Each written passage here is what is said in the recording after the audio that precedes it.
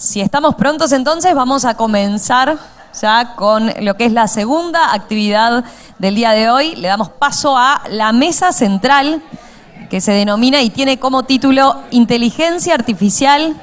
A ver, ¿se está escuchando? ¿Sí? Ahí, ahora sí. Bárbaro. Le damos paso, les decía, a la mesa central que se denomina Inteligencia Artificial, Accesibilidad y Educación. Va a estar moderada por Jerónima Sandino, que es consultora en educación inclusiva e innovación educativa en la Oficina Regional de la UNESCO para América Latina y el Caribe. Jerónima, bienvenida, y a los panelistas también, bienvenidos. Adelante. Muchas gracias a todos y a todas por estar acá nuevamente. Ayer también participé en otra mesa, así que me siento ya como en casa. Mi nombre es Jerónima Sandino, como decían, trabajo en la Oficina Regional para América Latina y el Caribe de la UNESCO en Santiago, y desde ahí estamos trabajando en un proyecto que se llama Desarrollo de Sistemas Educativos Inclusivos, que une todo el tema de educación inclusiva, pero también innovación educativa. Ahora les voy a contar un poco más, pero estoy muy contenta de estar en esta mesa y en este día que, como nos contaban ahora, se llama Hacemos Innovación. Y dentro de este Hacer Innovación, después de pasar por la charla de Carmen Alba, que he tenido el gusto de conocerla y de poder saber de ella desde hace ya varios años y en todo el desarrollo del diseño universal para el aprendizaje, y ahora en esta mesa central que se llama Inteligencia Artificial, Educación y Accesibilidad. Es un gran reto, tenemos hoy para hablar porque es uno de los temas que está como más, no sé si de moda, en boga, pero por lo menos sí con más dudas y con curiosidad para ver qué tanto es el potencial de la inteligencia artificial. Ya hemos pasado por las tecnologías digitales, pues Plan Ceibal lleva un montón de años también trabajando en estos temas. La descripción de esta actividad, digamos que el objetivo es que podamos hacer un espacio de conversación. Hemos decidido con los panelistas no tener PPTs, presentaciones, sino más conversar, llegar de verdad al punto de las consultas que hemos podido recoger y que entre nosotros mismos también en los momentos que hemos podido conversar llegamos a acordar. Es un espacio para divulgar reflexiones sobre la intersección entre inteligencia artificial, educación y accesibilidad, que es tan promisoria como desafiante. El propósito es poder problematizar las posibilidades e impactos de la inteligencia artificial sobre las prácticas, las políticas y los marcos conceptuales vinculados a la educación inclusiva. Todo esto para poder evidenciar la diversidad de aplicaciones y potencialidades de la inteligencia artificial y tratar de identificar desafíos desde el enfoque, obviamente, siempre de los derechos humanos. En la mesa me acompañan hoy en este panel, primero Martín Rebord. Es doctor en educación, magíster en psicología de educación de la UdeAR y psicólogo de profesión. Desde hace más de 15 años ha venido trabajando en desarrollo profesional docente. Actualmente se desempeña como gerente de desarrollo profesional docente en Ceibal, asistente académico del decanato del Instituto de Educación de la Universidad ORT y docente de la maestría en educación de dicha universidad. Ha sido consultor para UNESCO, para la ESID y ha participado como orador en múltiples congresos internacionales y formado parte de distintas comisiones y equipos de trabajo vinculados a la materia.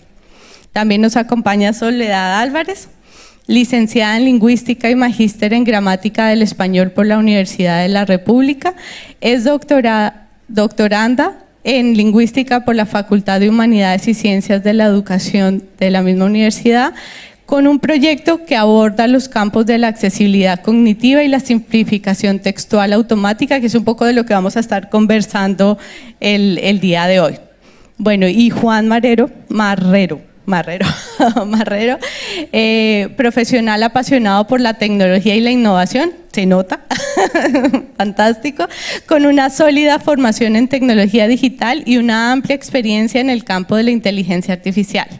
Juan ha dedicado su carrera a explorar nuevas fronteras en el desarrollo de soluciones tecnológicas avanzadas y actualmente se desempeña como director del Centro de Transformación Digital de la Universidad Tecnológica.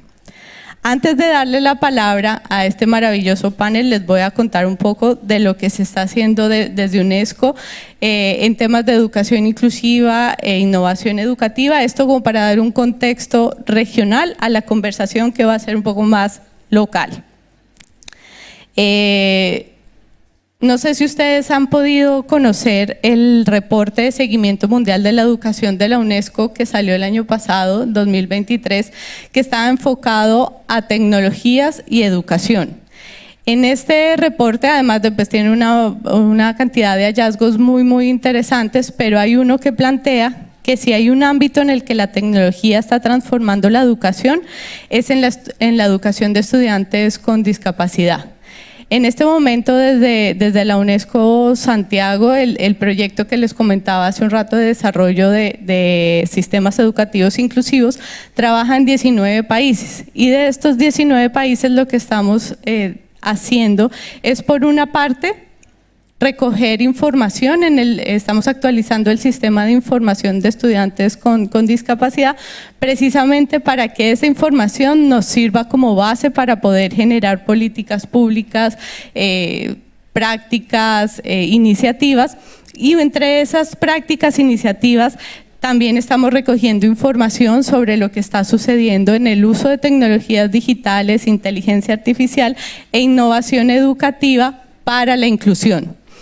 Si ustedes, y obviamente la mayoría son directivos, docentes, ustedes se imaginan cuál es el docente o la institución educativa más innovadora, y tiene que estar sí o sí la inclusión ahí. Los docentes que trabajan en inclusión, que desarrollan programas e iniciativas que están orientados de verdad a trabajar con la diversidad, para trabajar con todos y todas los niños, las niñas y los adolescentes, finalmente son los más innovadores, sea o no con el uso de tecnología también, como nos decía Carmen Alba. Definitivamente, cuando la tecnología está disponible y es accesible, puede ofrecer opciones personalizadas para diversificar los medios de participación, representación y expresión, pero persisten muchos desafíos claramente. Hay que tener en cuenta que el desafío no está en la tecnología, sino, como diría Paulo Freire, está en el diseño pedagógico finalmente. Las tecnologías de asistencia tienen un impacto positivo en la educación de las y los estudiantes con discapacidad, incluida la mejora de las tasas de graduación, la autoestima, la independencia, el rendimiento y el optimismo, pero persisten muchos desafíos aún. Yo les hablo desde el lado de la educación inclusiva con énfasis en estudiantes con discapacidad, pero obviamente la idea de hablar de educación inclusiva va más allá, se trabaja desde un concepto más holístico, y la idea es que todos y todos los niños puedan participar. Debemos reflexionar también, y esto es algo que vamos a ver hoy, sobre la inteligencia artificial y cómo puede o no ser un elemento que cambie o active lo que estamos viviendo en educación. Ya que mientras se dice que en teoría el ChatGPT está leyendo y entendiendo mejor que los seres humanos, que es algo que estamos oyendo constantemente, nuestros estudiantes están teniendo unos de los peores resultados en el aprendizaje de lectura y matemáticas. Así que estamos generando estudiantes que no tendrán la capacidad crítica de discernir si lo que la inteligencia artificial está diciendo es cierto o no. Ese yo creo que es uno de los grandes retos y una de las posibilidades, también oportunidades de trabajar en educación e inteligencia artificial, cómo cerrar finalmente esas brechas. Lo que produce la inteligencia artificial nos trae preguntas éticas, claramente, como sobre los derechos de autor. Desde la UNESCO tenemos recomendaciones sobre la ética de la inteligencia artificial que también tienen elementos de educación. Eso se viene trabajando ya hace muchos años, no solamente en educación, sino en todas las áreas de desarrollo. Sin embargo, en educación, y también con esto que hablábamos de los resultados de los estudiantes, tenemos que tener mucho cuidado y también transmitirles desde el ser docente a los estudiantes la ética, el pensamiento crítico, el desarrollo de pensamiento también computacional y todas estas nuevas tendencias e ideas para poder trabajar en la enseñanza y el aprendizaje. Claramente puede ser una herramienta muy poderosa si lo vemos desde una perspectiva crítica, pero debemos tener algunas cuestiones en consideración. Ya para cerrar y para empezar la conversación, quiero también dejar algo que es bien importante y creo que se viene trabajando, y Uruguay pues ha tenido mucho desarrollo en esta temática, y es considerar el derecho a la conectividad, y eso se evidenció plenamente en la pandemia.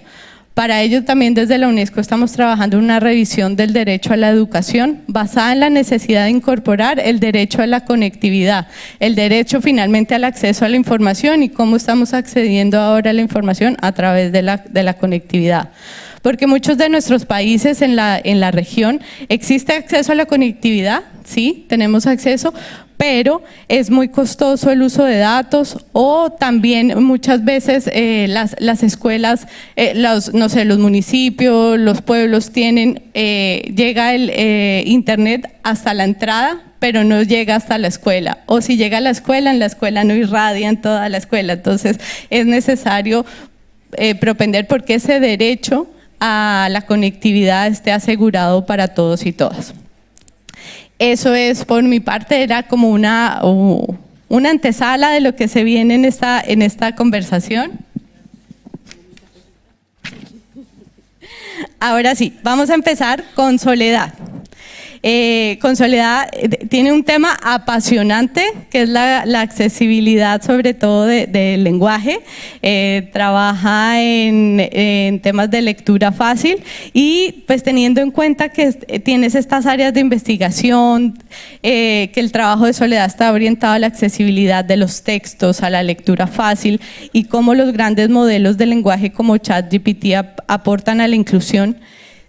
Quisiera que nos cuentes, y yo creo que todos estamos con mucha curiosidad de cómo este tipo de herramientas aportan a la disminución de barreras de aprendizaje, y si es verdad que pueden generar más oportunidades para las y los estudiantes. Bueno, ahí, bien. Bueno, buenos días para todos y para todas. Primero que nada, decirles que es un gusto para mí estar aquí hoy y compartir esta mesa con todos ustedes. Bueno, vengo a contarles un poco de este proyecto de investigación que ya les adelantaba Jerónima, pero también porque integro el Núcleo Interdisciplinario en Comunicación y Accesibilidad, el NICA, del Espacio Interdisciplinario de la Universidad de la República. Contarles que el NICA es un espacio en el que se conjugan las tres funciones universitarias: la enseñanza, la extensión y la investigación en clave de interdisciplina, en diferentes propuestas que buscan generar conocimientos y capacidades que contribuyan al desarrollo académico en materia de accesibilidad y también al pleno derecho de la accesibilidad en la comunicación, creando entornos accesibles que incorporen diversas herramientas de accesibilidad. Y venimos conversando en estos días sobre, bueno, en el plano de la educación, parándonos en el plano de la educación. Pensar en accesibilidad, venimos conversando, que supone crear entornos de aprendizaje, ¿sí?, que consideren y valoren la diversidad de los estudiantes y que adopten las medidas necesarias para garantizar el aprendizaje y la participación en igualdad de condiciones para todos. Pero podemos reconocer todos que, ya sea por ser poco legibles, por ser de difícil comprensión o por estar disponibles en formatos no accesibles para todas las personas, los textos constituyen en muchos casos barreras para el acceso a la información y al conocimiento de diversos colectivos. Y si tenemos en cuenta el papel preponderante que tienen los textos en la educación, que constituyen un soporte recurrente de transmisión de la información y del conocimiento, entonces podemos poner de relieve el impacto que tienen las barreras en torno a la comprensión lectora, ¿sí?, en la trayectoria de aquellos estudiantes a los que se ven enfrentados a ellas, y entonces la necesidad de ofrecer facilitadores, ofrecer apoyos que promuevan la accesibilidad cognitiva. Uno de estos apoyos con el que trabajamos en el NICA y que me encuentro explorando es la lectura fácil, ¿sí? Que busca disminuir la carga cognitiva implicada en la comprensión de los textos escritos. Es una herramienta de producción y adaptación de textos, de contenidos textuales escritos y hoy en día en formatos también multimodales para facilitar la comprensión a una diversa gama de colectivos sociales que tienen limitaciones en la comprensión de los textos. Y para ello existen una serie de pautas y de lineamientos que atañen tanto a las características verbales de los textos, su sintaxis, su léxico, su discurso, pero también a su maquetación y su diseño visual. El proceso de producción o adaptación de textos a lectura fácil es un proceso extremadamente complejo que supone requerimientos de tiempo, de dinero y de profesionales capacitados. Y esto ha hecho que varios autores atribuyan la escasa disponibilidad de textos en lectura fácil justamente a estas necesidades de tiempo, dinero y profesionales capacitados. Y esto ha puesto en evidencia la necesidad de pensar en la posibilidad de sistemas de adaptación textual automática que traigan las ventajas o que puedan explorar las potencialidades del procesamiento del lenguaje natural y de la inteligencia artificial. Esto no es nuevo, los primeros sistemas de simplificación textual automática eran en realidad sistemas que se basaban como en conjuntos de reglas, se definían un conjunto de reglas predefinidas, digamos, y creadas manualmente. Los lingüistas ahí teníamos como mucho más trabajo en el área porque justamente éramos los encargados de modelar como ese conocimiento lingüístico en una serie de reglas, por ejemplo, para convertir una oración compleja, dividir una oración compleja en un conjunto de oraciones simples. Y esas reglas se les daban a los sistemas y los sistemas entonces las aplicaban para simplificar textos. Hoy en día no es necesario darle reglas al modelo, sino que los modelos son capaces de identificar y de aprender patrones a partir de los datos de entrenamiento. Seguro todos aquí recordaremos el impacto que tuvo por allá por noviembre de 2022, el lanzamiento justamente de ChatGPT, este chatbot que nos permite interactuar en lenguaje natural, que puede responder preguntas y generar textos. ChatGPT es lo que se conoce como un gran modelo de lenguaje o un modelo de lenguaje a gran escala. Y si nos detenemos brevemente en estas siglas, GPT, G porque es generativo, puede generar lenguaje, puede predecir la siguiente palabra en una secuencia basándose en la secuencia de palabras previas, P porque está preentrenado, o sea, ha sido entrenado con cientos de billones de palabras, lo que le permite obtener como una representación general del lenguaje, y T y esta es la parte más técnica, no voy a entrar mucho en la parte técnica, pero viene de transformador, porque contarles que este modelo de lenguaje se genera entrenando lo que se conoce como una red neuronal de tipo transformador. ¿Qué es esto de una red neuronal? Bueno, es simplemente un modelo de aprendizaje automático que busca emular las redes neuronales de las redes neuronales biológicos de nuestro sistema nervioso, en los que tenemos diferentes capas de neuronas conectadas por las que circula información. Y dependiendo entonces de cómo son estas conexiones, se reconocen diferentes como arquitecturas, ¿sí?, de red, y esta transformador, esta de la que está detrás de GPT y de muchos otros modelos de lenguaje que son los que ahora están de moda y que muestran tan buenos resultados, lo que permite es que al procesar una secuencia de lenguaje pueda prestar atención, digamos, y lo pongo como entre comillas, prestar atención a la totalidad de la secuencia de entrada y de esta forma capturar el contexto, algo que es muy importante en el procesamiento lingüístico. Seguramente también todos, si tenemos acá, seguro muchos probamos ChatGPT y hemos comprobado no solo que conversa muy bien lingüísticamente, sino que además es capaz de hacer tareas lingüísticas complejas como la traducción automática interlengua.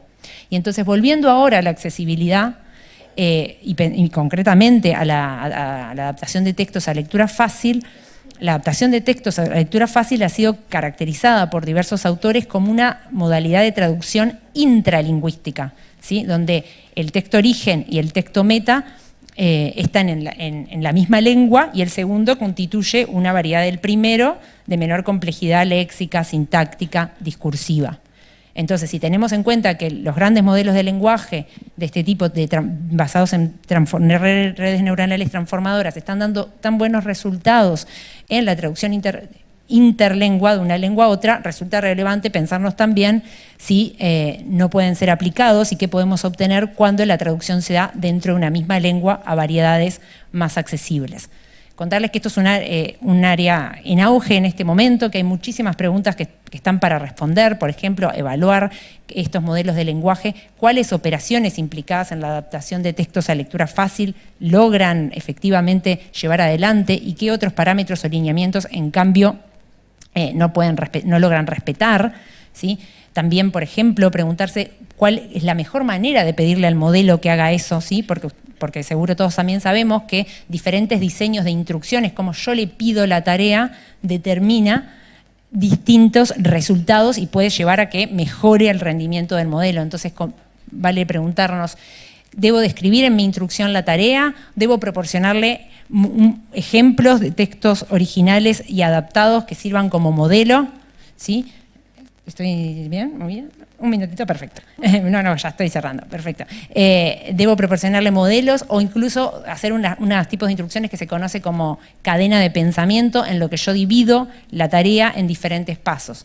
También contarles que es relevante en este sentido pensar en la construcción de corpus, en los que tenga textos adaptados y sus versiones originales y los textos adaptados, porque yo puedo hacer... Estos modelos fueron preentrenados, pero yo puedo hacer un segundo entrenamiento que se conoce como ajuste fino, si estoy traduciendo del inglés algo que es fine tuning, y especializarlos para que funcionen mejor en una tarea que quiero. Entonces, por ejemplo, construir corpus para especializarlos para que puedan simplificar automáticamente textos de un cierto dominio o dirigidos a un colectivo concreto. Dejo para después, para la segunda parte, todos los desafíos éticos que me van a quedar para después.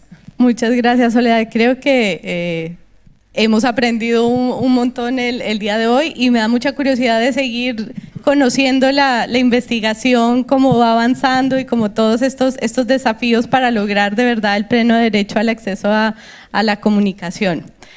Pero ahora pasamos con Martín. Hace unas semanas conversábamos con Martín y ahora que les leía un poco de su biografía, pues su especialidad está orientada al desarrollo profesional docente y a evaluar las oportunidades y desafíos para la inclusión y la equidad.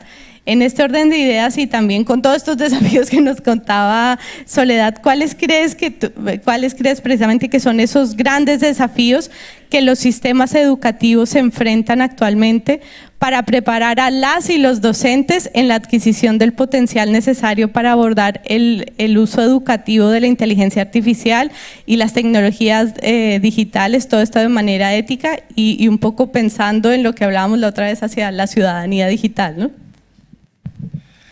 Bueno, sonó más difícil de lo que hablábamos la pregunta. Ahora que la escuché acá, es más compleja. Bueno, muy buenos días a todas y a todos. Es un gusto estar en esta mesa. Muchas gracias a los organizadores por la invitación. Y bueno, trataremos de dar respuesta a esta pregunta compleja que le estuve dando vueltas por dónde empezar, porque es tan amplio esto. Y la charla anterior de Carmen me terminó de marcar el rumbo y de definir el rumbo. A ver, si me permiten, voy a tener como distintos momentos para llegar a aproximarnos a esto de contestar esa pregunta. Tal vez primero, como señalaba Jerónima, Uruguay es un privilegiado en esta política pública que tiene que encuentra en Ceibal, ¿no? Es una política pública que se estableció ya hace 17 años, con una continuidad, con una sostenibilidad, con un desarrollo importante, que hace que muchas de estas cosas que tal vez hoy señalemos como grandes desafíos hay que adaptarlo a la realidad, digamos, uruguaya. Pero si uno investiga y mira un poco a nivel global y en la región, permítanme hacer un poquito de contexto en relación a cuando surgen estos programas y de mucha presencia, ¿no? Allá por fines del siglo XX, que suena muy raro, y comienzos de aparecen muchísimos programas de carácter estadual, provincial, en el caso uruguayo a nivel nacional, que justamente lo que pretenden es inyectar tecnología, ¿sí? Proponer tecnología, ofrecer tecnología al sistema educativo. Y si uno empieza a analizar, toda la literatura señala de que básicamente hay como tres grandes hipótesis o promesas de puestas de la tecnología en estos programas. Uno tiene que ver con una visión tal vez más centrada en una visión más economicista, donde la tecnología intenta, se pone la tecnología a disposición de los sistemas educativos justamente buscando acercar esa brecha entre las competencias digitales, diferentes competencias, y el mercado laboral. Tiene una cuestión más pensada en la inserción del estudiante en un futuro en el mercado laboral, ¿no? Eso se puede ver en muchos documentos de organismos internacionales, etc. Otra tiene que ver con una cuestión más vinculada a la inclusión y a la accesibilidad. De hecho, si uno mira la ley que da origen, digamos, a Ceibal, habla mucho de la democratización de las tecnologías para los niños, niñas y docentes, ¿no? Esta cuestión de darle acceso. Ese primer nivel de acceso, que es un nivel de acceso al dispositivo. Claramente después vino el desafío de las brechas, ¿no? Las brechas que no alcanzaba con la entrega de dispositivos, porque los dispositivos se hacen distintos tipos de uso de esos dispositivos, por lo cual vuelve a generar brechas en esos usos y se vuelven a reafirmar, digamos, brechas, desigualdades de origen. ¿Por qué traigo esto? Porque de alguna manera a lo largo de los 17 años, también desde Ceibal, fuimos revisando esta política de qué quiere decir dar acceso. Hace 17 años dar acceso era entregar un mismo dispositivo y que llegara lo antes posible. Y aquí hay muchos docentes con seguridad, se quejarían que no llegaba en tiempo y forma, ya había empezado el año escolar. Bueno, hubo mucho esfuerzo en una cuestión de generar una logística, pero donde el acceso era acceder al dispositivo. Todos a un mismo dispositivo. El tema de la conectividad, que también estuvo señalado como una cuestión prioritaria, que hoy por hoy aquí en el Uruguay lo damos como algo por hecho, ¿no? Y por suerte hasta nos podemos dar el lujo si funciona bien, si no funciona bien, si está rápida, si está lenta, etc. Esto hoy ya es algo de nuestra vida cotidiana, pero porque se instaló, porque es una política pública, logramos eso. Pero en esta vuelta de rosca de Ceibal en temas de accesibilidad, ya hace unos años que venimos diciendo, ok, bien, no estamos logrando realmente cumplir esto de la accesibilidad en tanto estamos dando un mismo dispositivo a todos sin evaluar si hay algún tipo de discapacidad, de barrera, y de qué manera la tecnología podría ayudar justamente a sortear, ¿no?, estas barreras que justamente la colega estaba planteando anteriormente.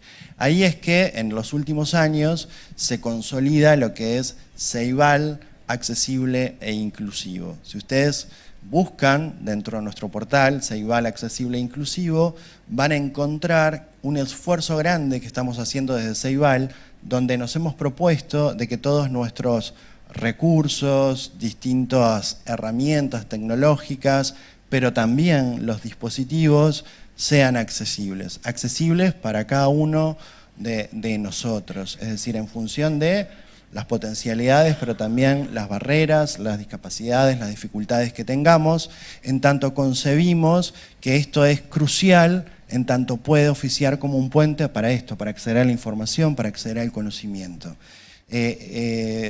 Lo comunico porque creo que como uruguayos nos tenemos que sentir muy orgullosos que estemos en este nivel de preocupación y de instalación de esta política pública que busca esta cuestión de la accesibilidad, pero no ya solo de ciertos recursos, de ciertas herramientas, sino de que efectivamente sean las adecuadas y que todos las podamos utilizar y sacar el mayor provecho. Dicho esto, que me parece importante hacer ese raconto porque parece que es fácil, que aparte llegar a esto que estamos hablando hoy tiene que ver con una construcción también de un paradigma vinculado a la inclusión desde el punto de vista educativo.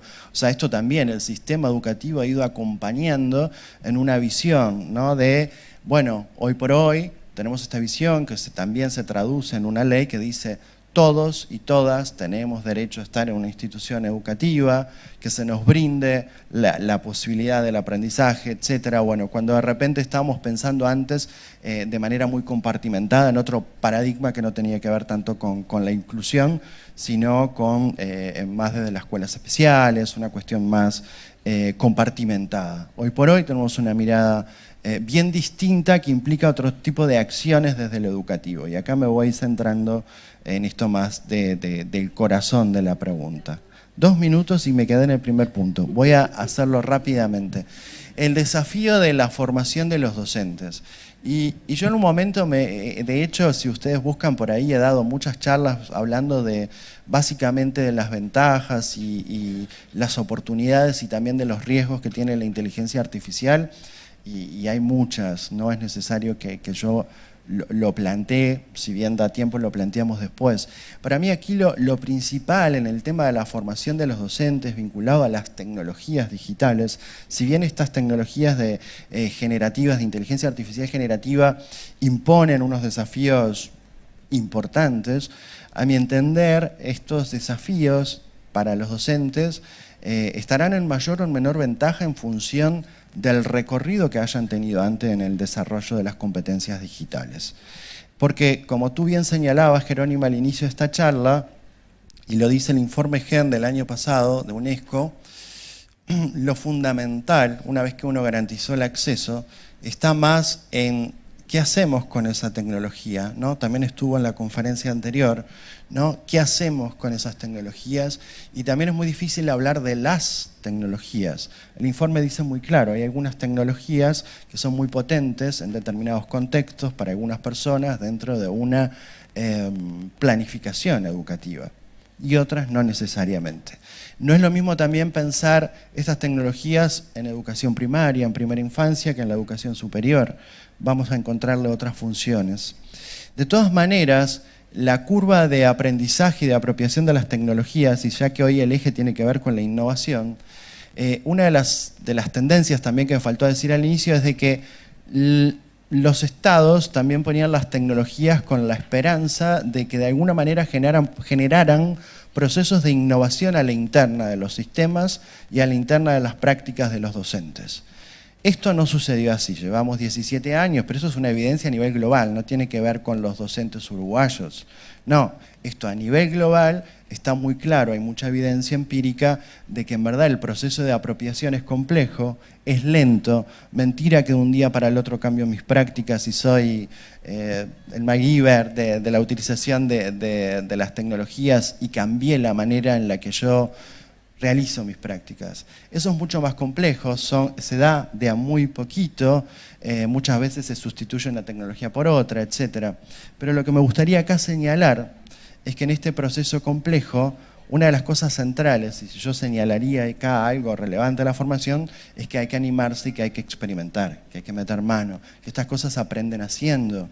Es mucho de el trabajar en equipo.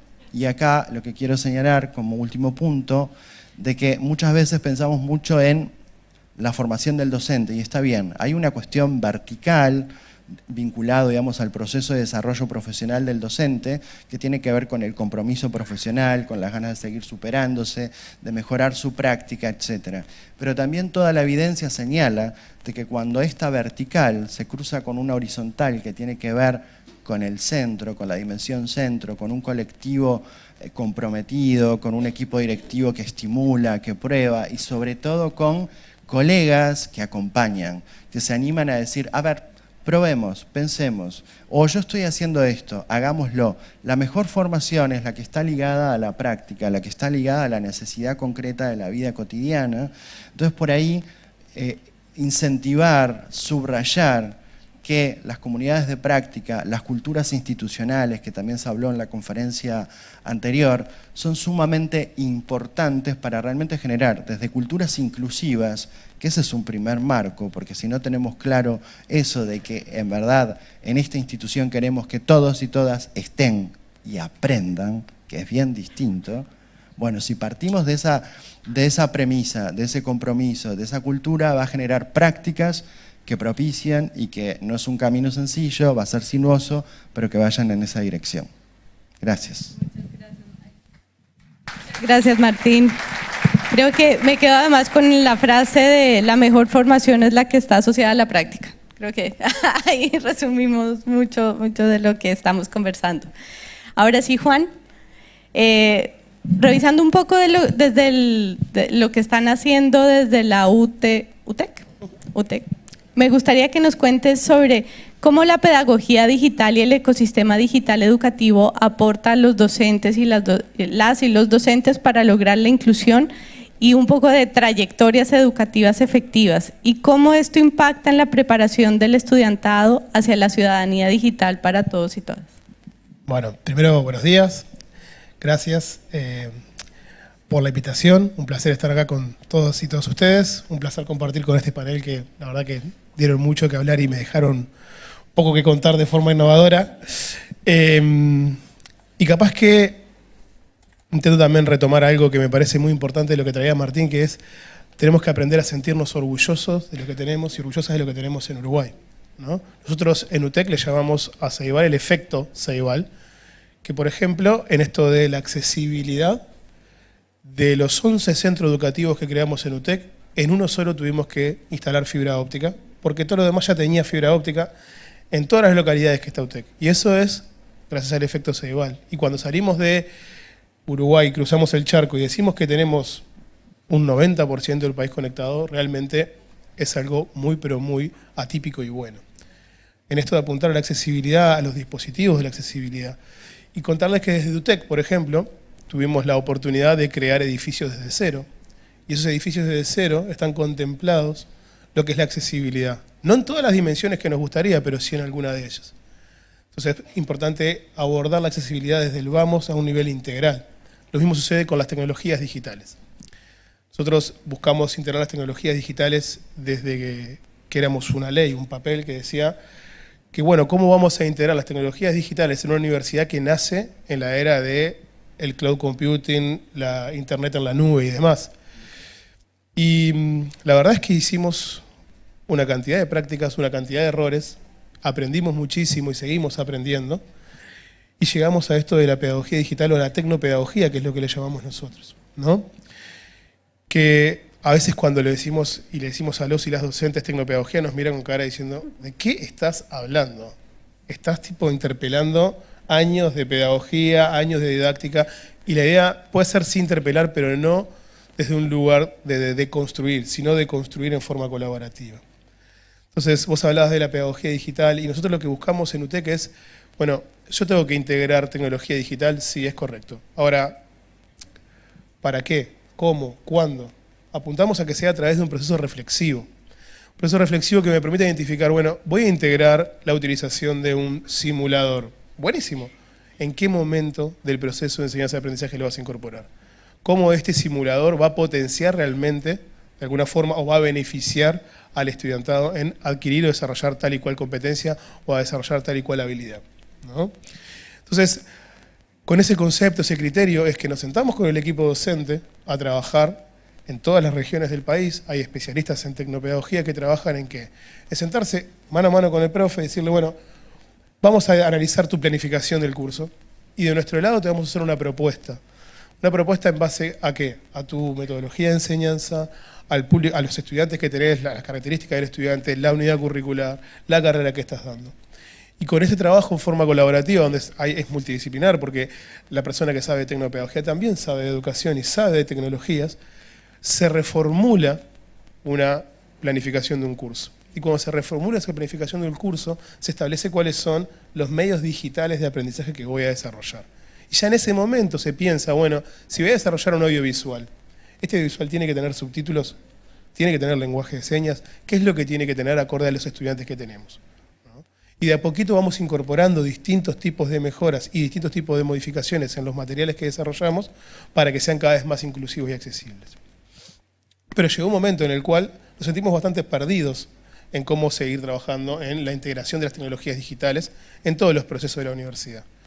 Llegado el punto tal que en el 2016 tuvimos que mirar para afuera, ver qué estaban haciendo otras instituciones, e identificar que existían marcos de tecnologías digitales, desarrollados por UNESCO, desarrollados por la Unión Europea, desarrollados por Estados Unidos, y por distintas instituciones que nos daban lineamientos generales de, bueno, cómo podemos realmente incluir la tecnología digital en una institución educativa de superior, universitaria y pública. Y en base a esa información y al trabajo colaborativo con estudiantes y docentes, creamos el marco de UTEC, de tecnologías digitales, que tiene diferentes componentes, como por ejemplo ciudadanía y bienestar digital, como por ejemplo integración de las tecnologías en el ámbito educativo, como por ejemplo inclusión digital. Y ahí identificamos que teníamos que tener una línea de inclusión digital, de cómo realmente podemos sacar provecho de las tecnologías digitales para lo que es la inclusión y la accesibilidad digital, a nivel integral de la UTEC.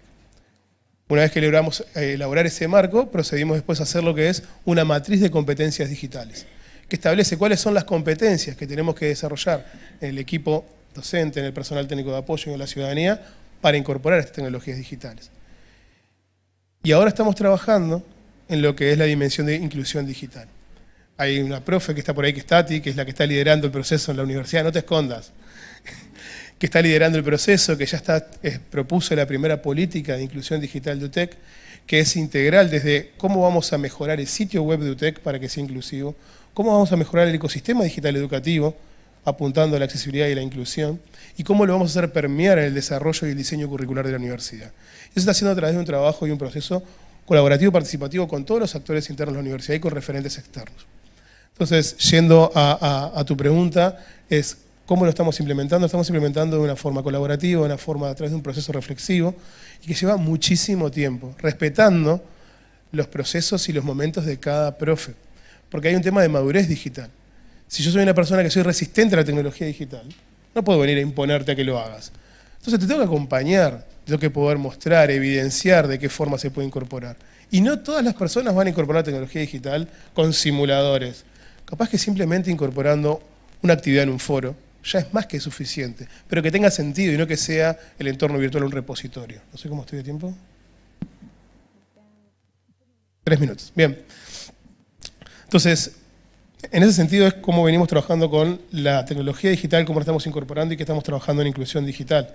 Y ahora, y cuando lo llevamos a la dimensión de inclusión, y nosotros tenemos una analítica de datos que nos encantaría que todo el equipo de UTEC, docente de UTEC la utilice.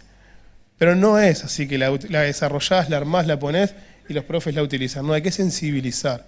Entonces estamos con un programa de formación, un trayecto formativo a docentes, desde que va de lo que es tecnopedagogía hasta cómo impacta las analíticas de datos y cómo puedo yo identificar las diferentes formas de aprender que tienen los estudiantes. Y en base a eso, poder cambiar, optimizar, mejorar mi estrategia de enseñanza. Entonces hay una trayectoria formativa para el equipo docente que realizamos una cantidad de cursos y acciones, talleres en los años anteriores y ahora lo estamos materializando en este programa, en este trayecto formativo. Y lo mismo para los estudiantes. Nosotros no podemos parar de vista que los estudiantes ¿son nativos digitales? Sí. ¿Utilizan los distintos tipos de tecnología? Sí. ¿Pero con qué fin? ¿Con el fin de aprender o con el fin de jugar, de entrar a las redes sociales y demás? En ese sentido estamos armando otro trayecto formativo para que los estudiantes también incorporen la tecnología a través de un uso reflexivo. ¿Y qué pasó cuando vino ChatGPT? Y la verdad es que ChatGPT sí, o el lenguaje natural, es un instrumento y una herramienta muy poderosa, somos recontra conscientes, pero no deja de ser otro tipo de tecnología que se incorpora al gran paraguas que hay de tecnologías digitales. ¿Impacta eso en el proceso de enseñanza-aprendizaje? Sí. ¿Impacta en la planificación de los cursos? Sí. ¿Impacta en que los estudiantes van a ChatGPT, le pasan las preguntas y pegan las respuestas? Sí. Entonces tenemos que ver cómo rediseñamos nuevamente la planificación. Sí, es verdad. Y eso va a ser una constante. Entonces tenemos que desarrollar competencias en el equipo docente de el cambio constante, el pensamiento reflexivo, el también poder analizar cómo estoy parándome yo frente a esta situación y cómo yo puedo modificarla en pro de ese aprendizaje. Bueno, cierro por ahí un poco. Muchas gracias, Juan.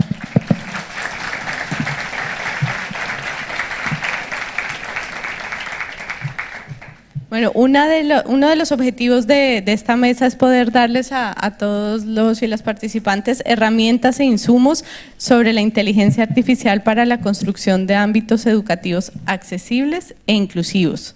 En este sentido, y esta pregunta es para los tres y la idea es poder hacer una ronda de unos 5 minutos para cada uno. ¿Cuál sería su recomendación para aprovechar las oportunidades que nos da la inteligencia artificial en educación y cómo enfrentar los posibles riesgos? Si quieres, empezamos por ti, Soledad. Bien, bueno, el campo de la accesibilidad está en constante cambio y entonces no es ajeno a las tensiones e impactos de la tecnología y es fundamental en cualquier recurso tecnológico que se vaya a incorporar en los procesos de producción de accesibilidad, hacerlo desde una mirada desde los derechos humanos, ¿sí? Es imprescindible adoptar una mirada ética y crítica de cualquier recurso o herramienta de la inteligencia artificial que incorporemos.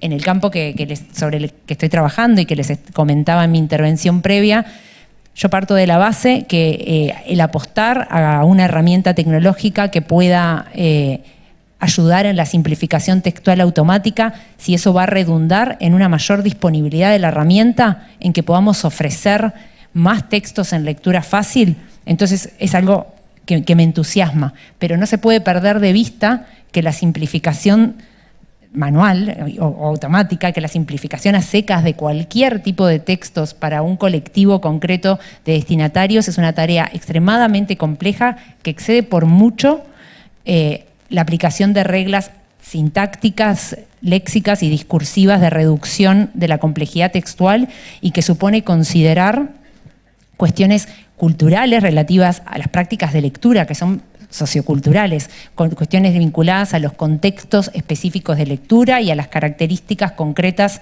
de los sujetos lectores. Entonces, pese a la connotación que parece darnos el adjetivo fácil en lectura fácil, me parece que está bueno dejar como reflexión eso, la complejidad del proceso, que exige sí competencias lingüísticas, pero que exige también tener un respeto y un conocimiento hacia las habilidades y necesidades de los colectivos a los que estamos dirigiendo las adaptaciones de los textos. Ninguna solución tecnológica, entonces un desafío que me parece fundamental es pensar que ninguna solución tecnológica puede dejar por fuera la participación de los humanos especializados en la tarea y tampoco de los colectivos destinatarios, en este caso de los sujetos para quienes yo estoy adaptando los textos. Esto es importantísima la participación de los colectivos destinatarios, algo que no suele ser frecuente, por ejemplo, en el campo de desarrollo de las simplificaciones textual automáticas. Importantísimo que se validen los textos no solo con métricas automáticas de lectura de la lecturabilidad que podemos aplicar y me pueden dar mejor o peor, pero todos los procesos deberían pasar por una validación con humanos de aquellos para quienes los estoy pensando, ¿sí? Para quién estoy adaptando esos textos. Eso me parece que es un desafío y es algo fundamental.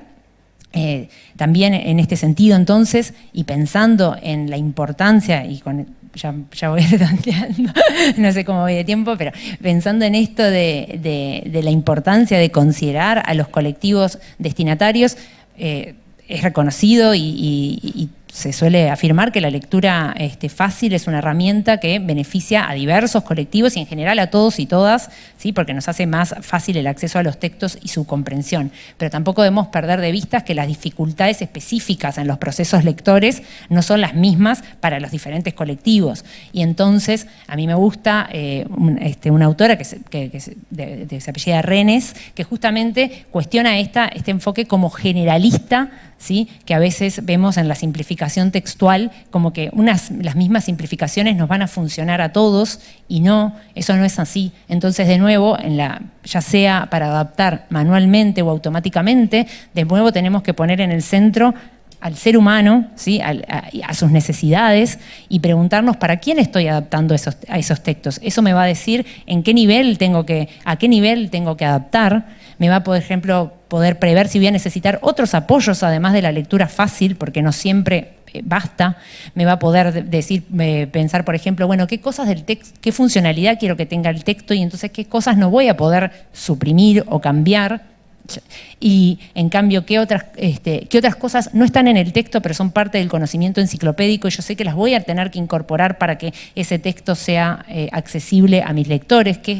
qué elementos paratextuales van a apoyar. Todas estas preguntas que suponen poner en centro a los usuarios humanos, creo que son la clave para poder mejorar cualquier proceso de simplificación textual automática. Bueno. Estaba tomando algunas notas para tratar de no reiterar, pero tal vez voy a retomar el hilo y me voy a seguir enfocando en la formación docente, en los desafíos, en los retos. Y creo que lo primero es animarnos a usar, ¿no? Cada uno como persona tiene que poder usar, investigar, conocer estas herramientas. Eso es como lo primero. Dos, que es necesario incluir, y me parece acá desde mi mirada más de la formación inicial y de la formación continua de los docentes, incluir estas herramientas en la formación inicial, incluirlas en las propuestas de desarrollo profesional. Estas herramientas están, por ahí Carlos Magro, un colega español muy amigo, muy inteligente, él dice, no nos podemos dar el lujo de cerrar las puertas, de cerrar esa comunicación con el afuera que tiene, donde están las tecnologías. Sí, como docentes en las instituciones, las tecnologías requieren de una planificación, cuándo las usamos, para qué las usamos, dónde las usamos, ¿no? Pero ahí está el pienso docente, ahí está la planificación. Las tecnologías se planifican en su uso, se planifican con sus objetivos, tenemos que evaluar si efectivamente ese uso fue potente, si contribuyó en aprendizajes, si contribuyó en el bienestar, etc. Dos, algunas cuestiones que aparecen en la literatura y que también uno lo escucha, ¿no? Que uno que pasa buena parte de su tiempo hablando con docentes y dando clases, aparecen algunos temores. Uno, la sustitución del rol docente respecto a estas tecnologías, ¿no? Si aparecen estas tecnologías tan maravillosas que en un segundo son tan eficientes y nos resuelven y nos dan la información, etcétera, bueno, ¿qué pasa con el docente? Está ese temor. Sin lugar a dudas que si nos paramos desde ese lugar, están las tecnologías que lo van a poder resolver todo y yo me veo interpelado, pero no sé cómo reconfigurarme, cómo repensar mi rol, es un momento de mucha angustia, mucha incertidumbre y con seguridad me resista a utilizarlas o etcétera.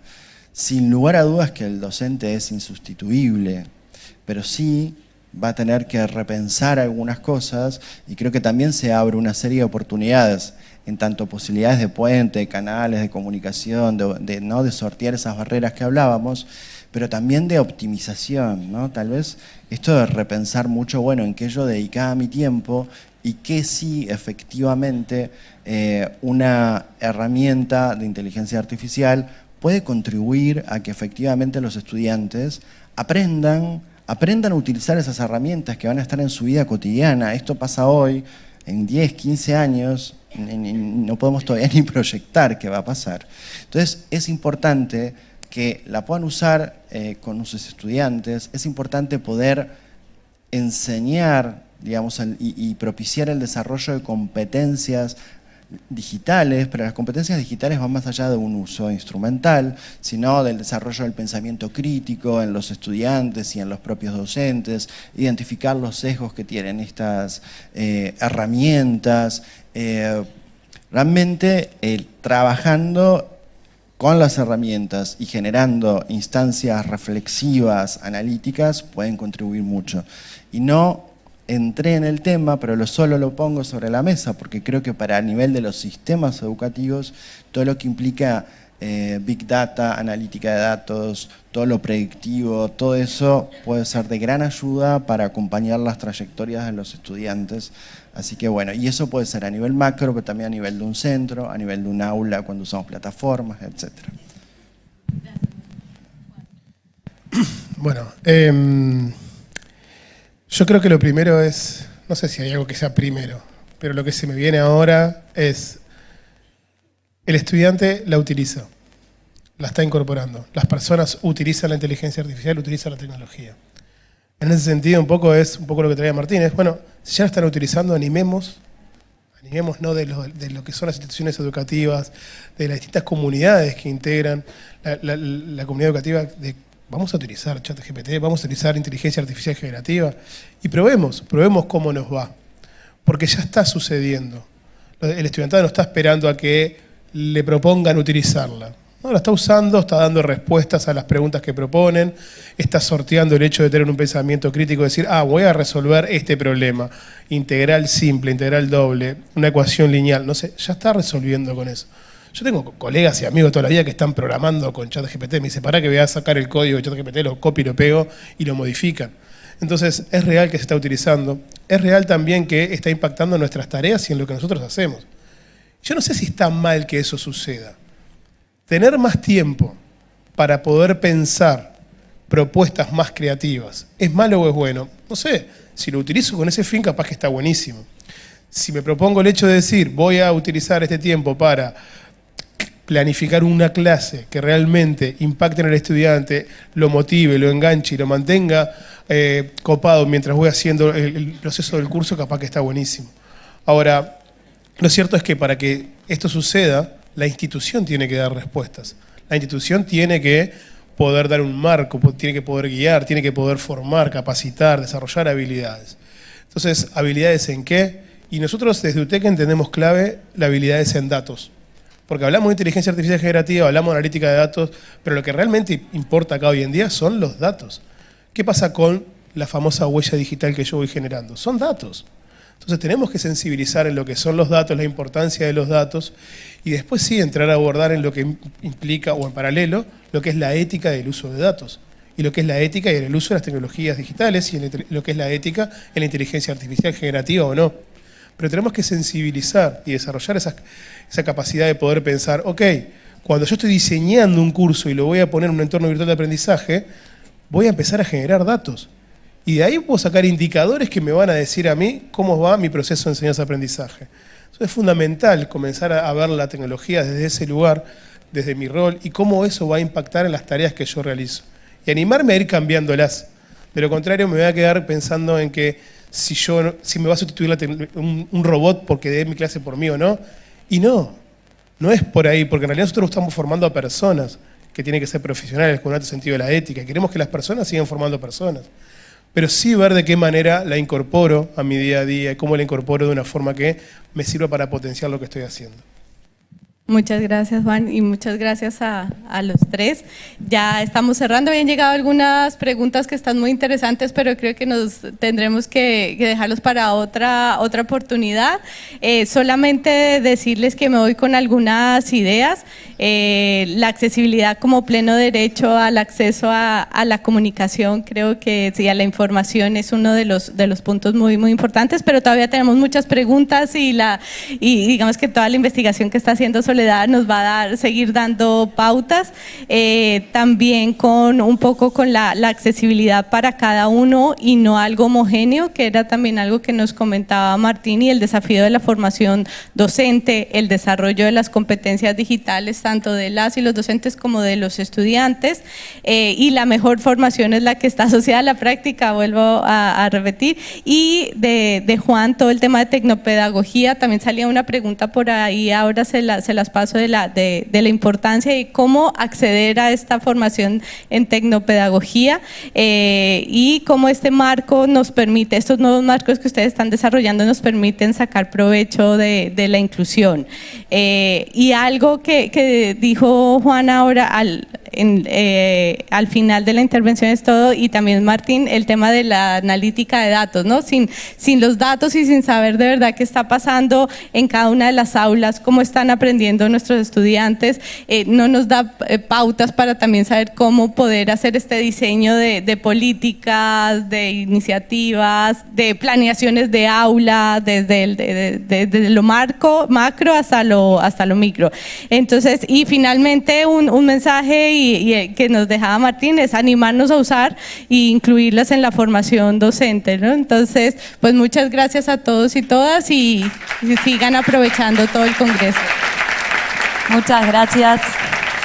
Jerónima por la moderación y a los 3 expositores. Está claro que la inteligencia artificial y la tecnología tienen un gran potencial en personalizar la educación, en ayudarnos a atender las necesidades y las especificidades de cada uno de los alumnos, pero también plantea desafíos y vale la pena reflexionar sobre esos y por eso la importancia de una instancia como esta. Así que gracias.